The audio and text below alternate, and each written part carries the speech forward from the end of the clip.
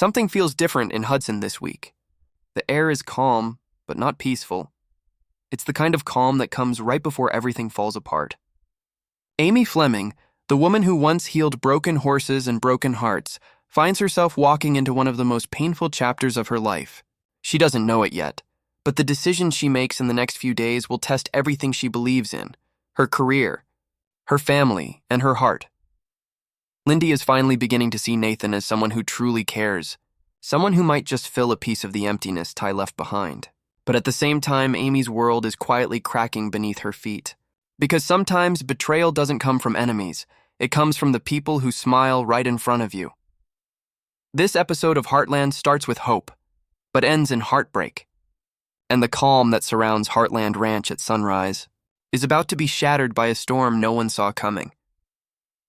It all begins with light spilling softly over the rolling hills of Hudson. The morning mist lingers like a whisper, wrapping the ranch in a sense of quiet promise. Amy stands in the barn, brushing Spartan's mane, lost in thought. For the first time in a while, she feels steady. There's a confidence in her touch, the kind that comes from years of healing. Not just the horses, but herself, too.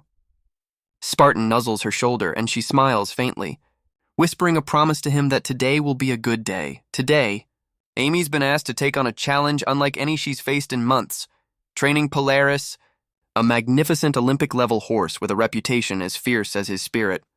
It's a huge opportunity, one that could remind the world of who Amy Fleming truly is. She knows the risk.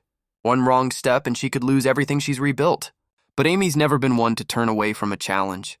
Deep down, she feels this could be the moment that finally brings her back into the spotlight. Not because of her mother's legacy, but because of her own strength.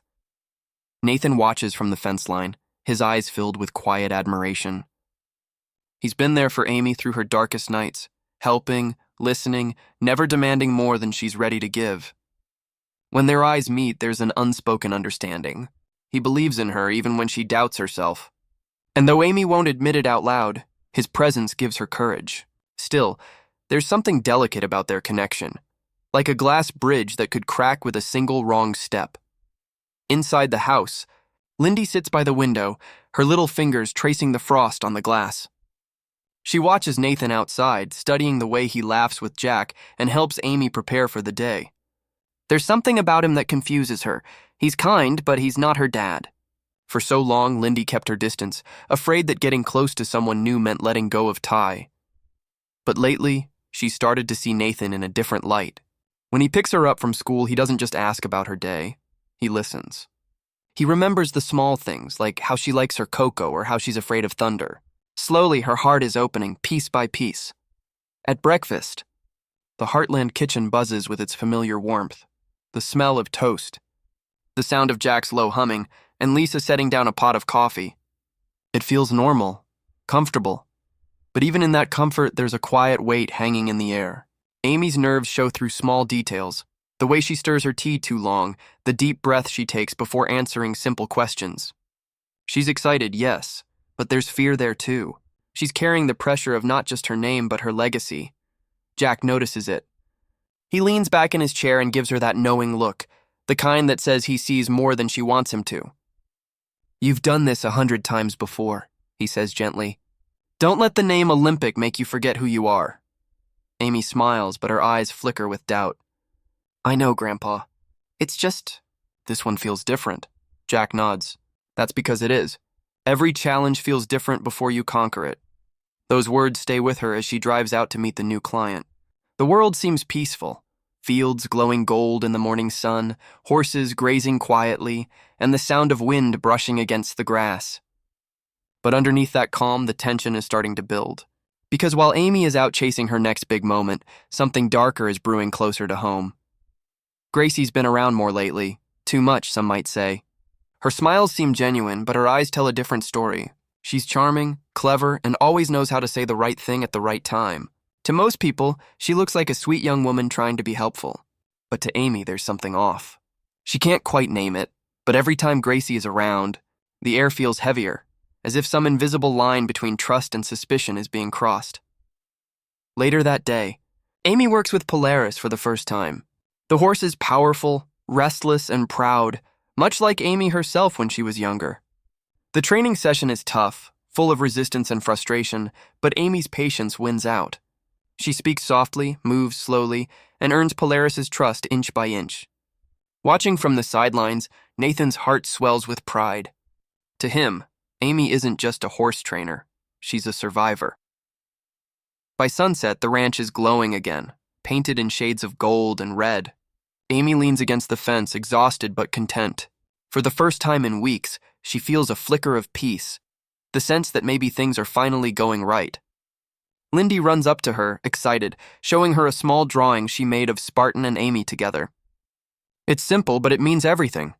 Nathan joins them, handing Amy a cup of coffee, their hands brushing for a brief second. A silent promise that maybe, just maybe, love is finding its way back into her life. But just beyond that moment of warmth, in the shadows of the barn, Gracie watches, her expression unreadable, her eyes cold. She smiles faintly, almost as if she knows something the others don't. And that's when it hits. The calm isn't peace at all. It's the quiet before everything falls apart.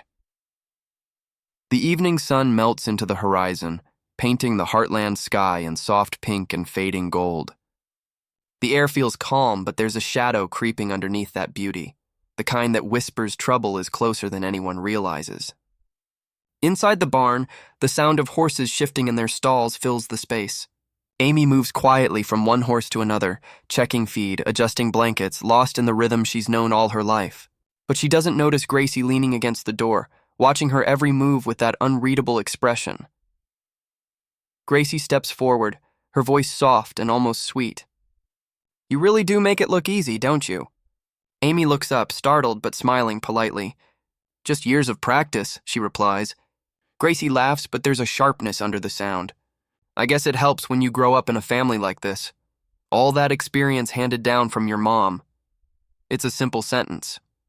Just a few words, but they land like a stone in Amy's chest. She freezes, her hand tightening on the brush. There's something in Gracie's tone, not admiration, but accusation. The kind that stings because it touches a buried fear. For years, Amy has worked to prove that her gift isn't just inherited, it's earned. And hearing someone imply otherwise feels like her entire journey is being reduced to a shadow of her mother's name.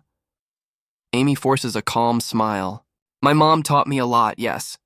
But I've made my own mistakes too. Learned my own lessons." Gracie tilts her head, feigning innocence. "Oh, I'm sure. It's just, some people are born lucky, right? The name, the ranch, the legacy, it must make things easier." Amy's voice drops slightly. "Nothing about what I've done has been easy." Gracie shrugs, stepping closer, pretending to admire Spartan. "Maybe not. But people notice things. They talk. Some say it's not really your fame that brings in clients. It's your mother's legend. You're just carrying the torch." That line hits harder than Amy expects. It's not the first time she's heard it. The whispers in town, the gossip at events, the subtle comments from people who don't understand the weight she carries. But hearing it now, here in her own barn from someone she's tried to trust, feels cruel. For a moment, Amy doesn't respond. The silence stretches, thick with unspoken tension. Spartan shifts uneasily, sensing her mood. Amy gently strokes his neck, grounding herself before turning back to Gracie. "I don't think you understand how much I've sacrificed for this," Amy says quietly. "Every day since Ty, I've had to remind myself why I do this. It's not for fame. It's for the horses. For healing. For them." Gracie's eyes flicker, not with guilt, but something sharper. "Relax, Amy, I didn't mean anything by it. I'm just saying what others are thinking." Amy doesn't argue. She's too drained for it. Instead, she simply nods, pretending to brush off the comment, but inside, her heart aches. When Gracie leaves, her footsteps echo in the barn like a quiet warning. That night, Amy lies awake, staring at the ceiling. Jack's words about confidence, Nathan's encouragement, Lindy's laughter, they all swirl in her mind. But louder than all of it is Gracie's voice, repeating those cruel, honey-coated words. "You're just carrying the torch. It's a seed planted deep, one that will soon grow into doubt." The next morning, Amy finds herself in the paddock early, trying to clear her head. The horses greet her with soft nickers, and for a while the peace returns. Until she sees Gracie again, standing by the fence, feeding treats to Spartan and Polaris. It's a strange sight. Amy pauses, watching from a distance. Gracie looks up and smiles, waving like nothing happened. "Morning," she calls out cheerfully. Amy walks over slowly. "What are you doing out here so early?" "Just saying hi to the boys," Gracie replies. "They're so gentle. I thought I'd give them a little snack." Amy's instincts flare. Something about the scene feels off. "You shouldn't feed them without checking with me first," she says gently but firmly. "Some horses have sensitive stomachs." Gracie laughs again, brushing it off. "It's just a bit of hay and apples." "Don't worry, I know what I'm doing." Amy studies her for a moment longer. Gracie's smile doesn't waver, but there's something cold in her eyes. Something calculating. Amy wants to say more, but she stops herself.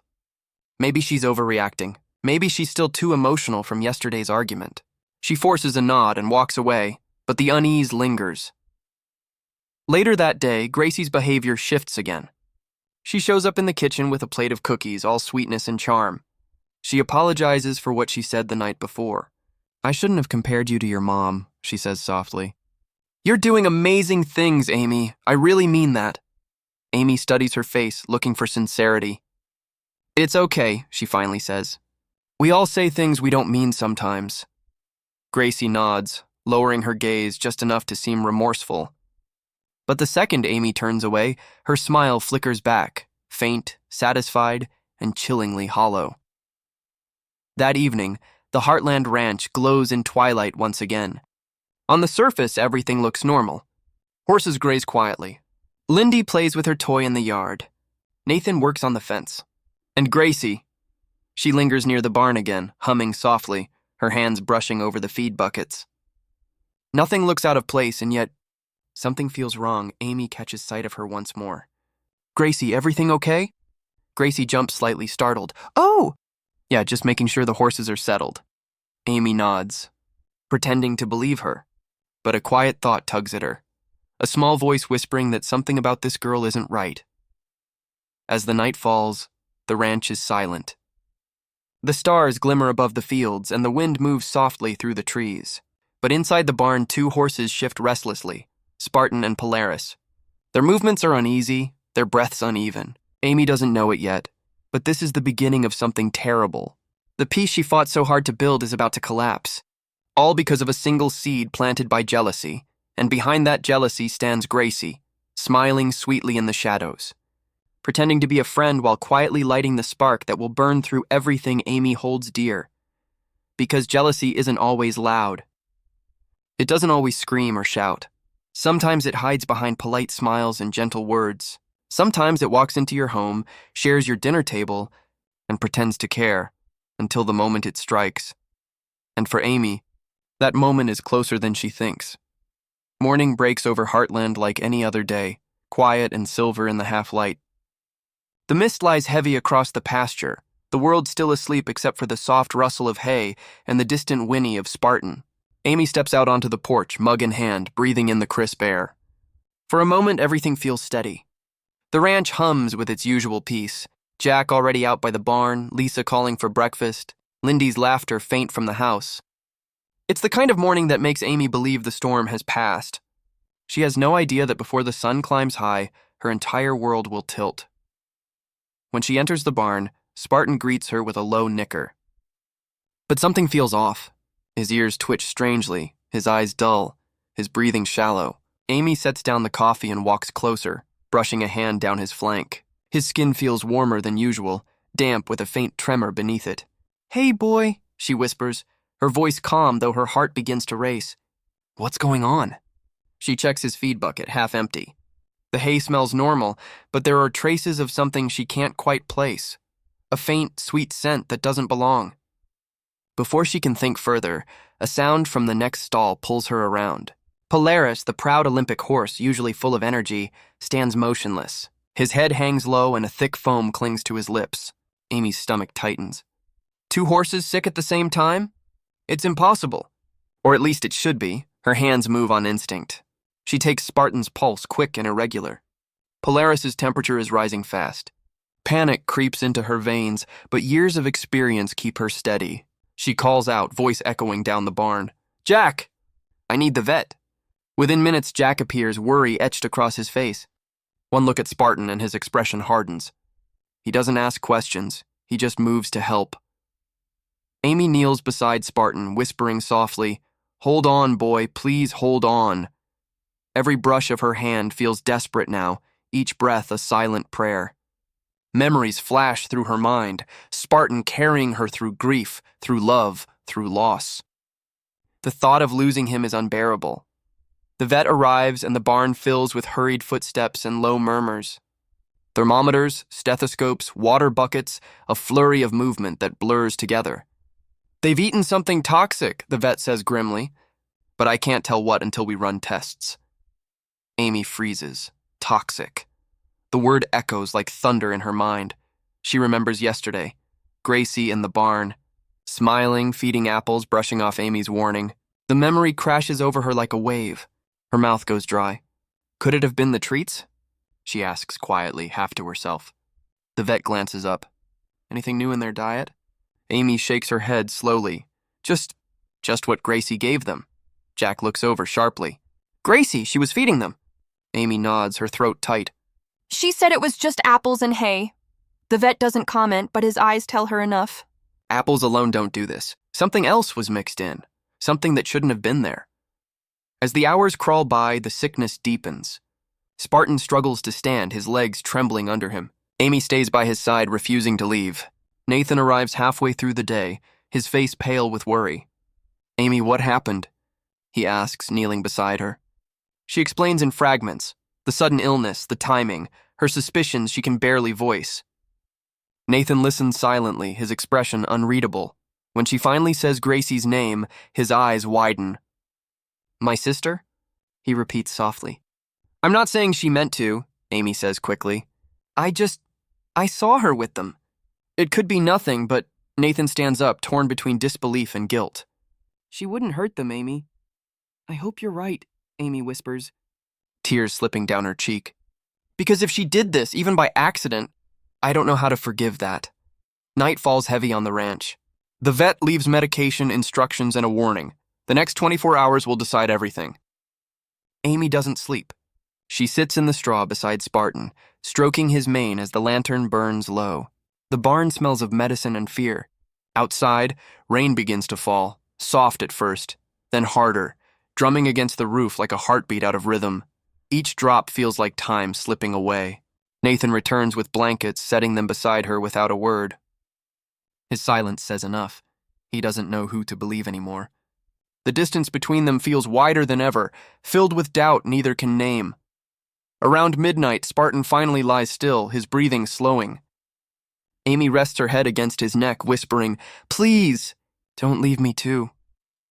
The camera would linger on her trembling hand. The flicker of lamplight, the shadows creeping higher on the barn wall. Small, visual signs that hope is fading. When dawn finally breaks, there's no relief. Spartan lives, but he's weak. Polaris remains feverish. The vet's results arrive by noon. Traces of oleander, a toxic plant fatal to horses, were found in their feed. Amy's heart sinks. Oleander doesn't grow near Heartland. It had to be introduced. Someone brought it here. Word spreads fast, faster than Amy can contain it. By evening, whispers move through Hudson's tight-knit community.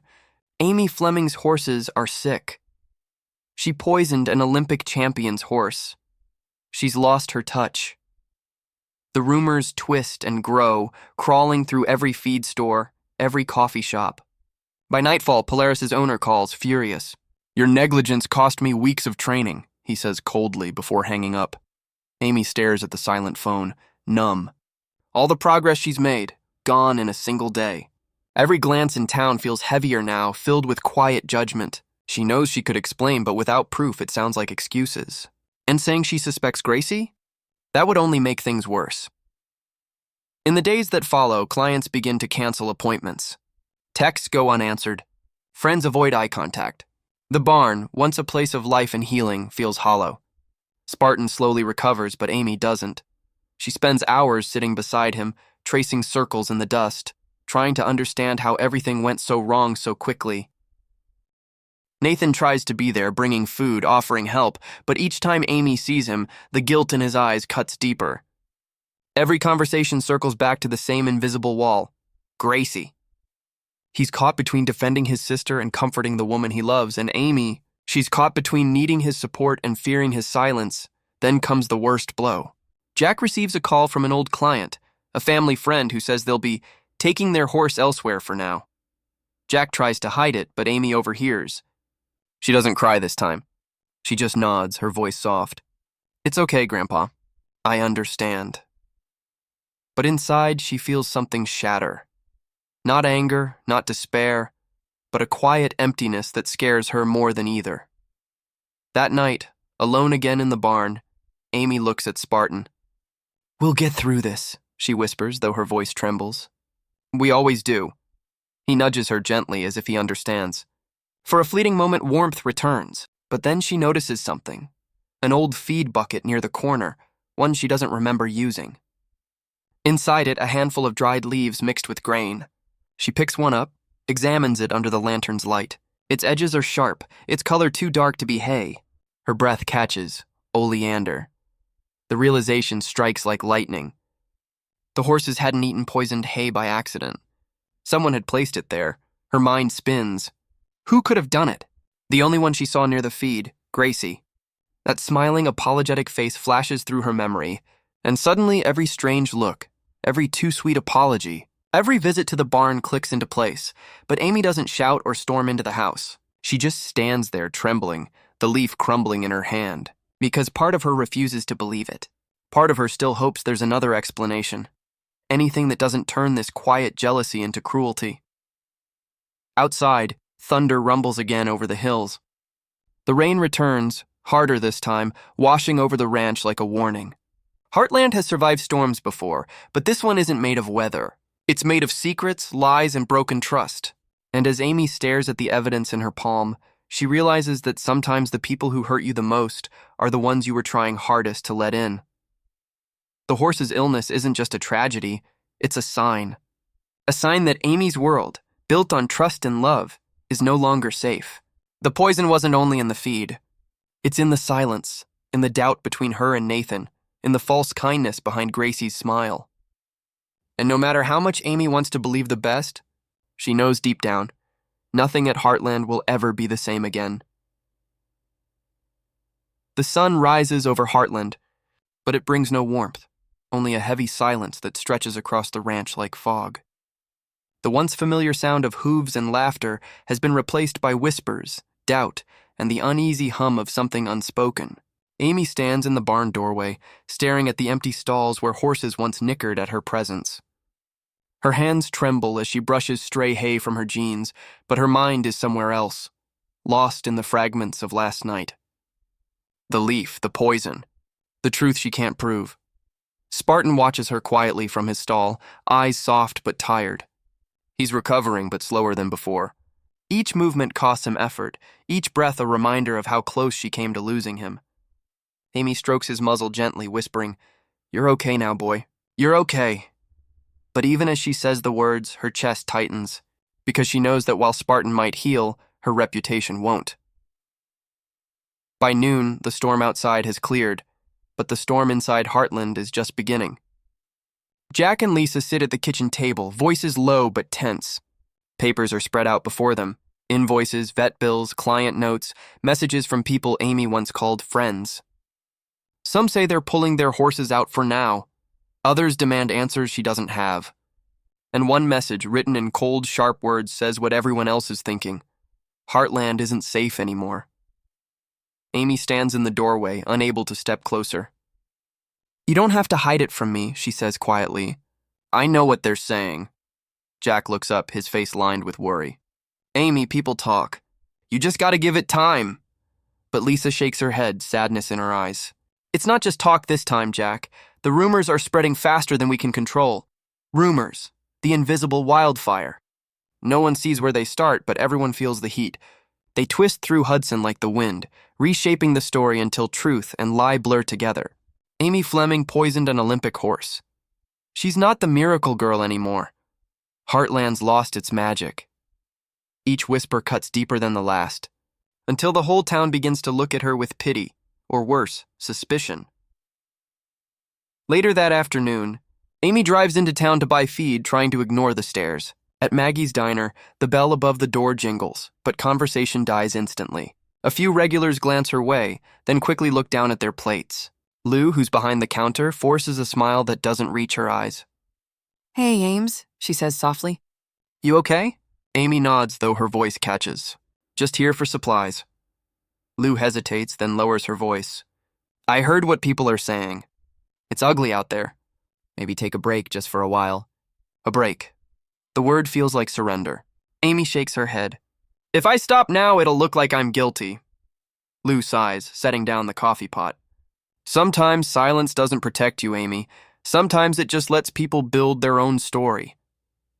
Amy walks out before she can answer, the sound of hushed voices following her. On the sidewalk, she passes two women she used to ride with. They whisper as she walks by, not even bothering to hide it. One says, "It's always the quiet ones you least expect." The other laughs softly. Guess she's not as perfect as everyone thought. That night, back at the ranch, Amy sits alone in the loft, scrolling through her phone. Her inbox is filled with cancellations, half-hearted apologies, and one cruel message that simply reads, "You should have stayed out of the spotlight." She sets the phone down, her vision blurring. The screen glows in the dark like an accusation. Nathan knocks softly at the door. "Amy," he says, voice careful. "We need to talk." She turns, her eyes tired but wary. "If this is about Gracie, I can't—" "It's not just about her," Nathan interrupts, stepping closer. "It's about us, about what people are saying." Amy's heart sinks. "You believe them?"